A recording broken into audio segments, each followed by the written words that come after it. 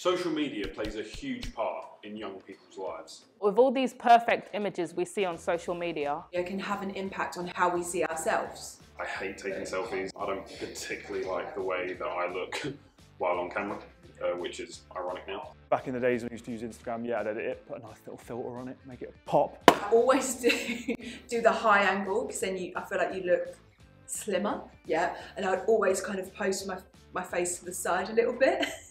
if it's someone I'm trying to impress, then might take a couple more times, but I'm cute, so you know, we're good. A decent amount of editing beforehand, and I'll have to take a few pictures and make sure that one of the batch is okay.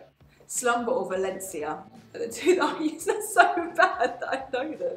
So I would say that social media definitely doesn't reflect, you know, my entire life. I definitely only post the good stuff on social media. It's always like the holidays, the travels, the, you know, hashtag wanderlust. I'm actually not really on social media anymore. I was starting to make stuff seem better than it was. Thought, why am I doing this? So, don't do it anymore.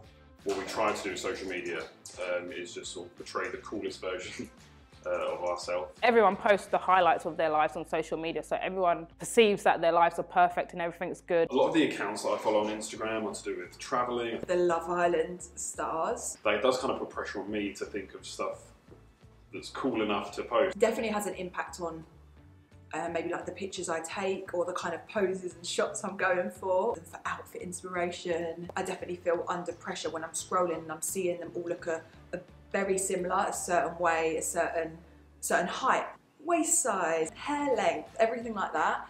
I think it definitely puts pressure on me, so I can only imagine young people nowadays having so much pressure on them to look a certain way. As sad as it sounds, when you do get sort of like less likes than before, or you get a certain amount of comments, you do feel a little bit like, oh well, you know, did I do something wrong with that post, or like, was my caption not like funny or interesting?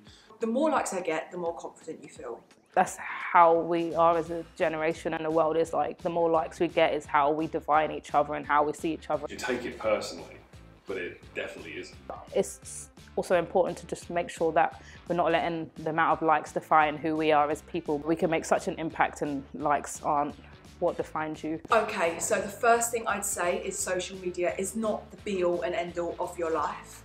It is very easy to get caught up in this whole social media bubble. That's not real. I think that it's really important that, you know, just in general, people, and, you know, especially younger people as well, we don't set our standards based on what we see on social media.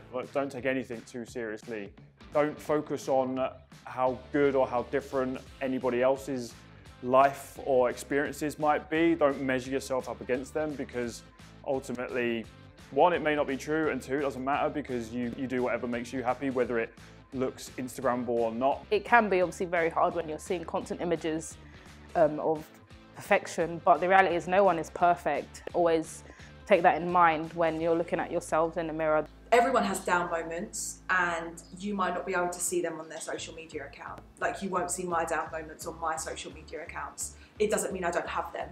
So remember that. They're having their experiences, and you should have your own. You do your own thing. There's actually a saying that we have at my camp, and I think it's really important to bear in mind. Let's remember to treat all people kindly. Let's remember to take good care of the earth, because it's our home.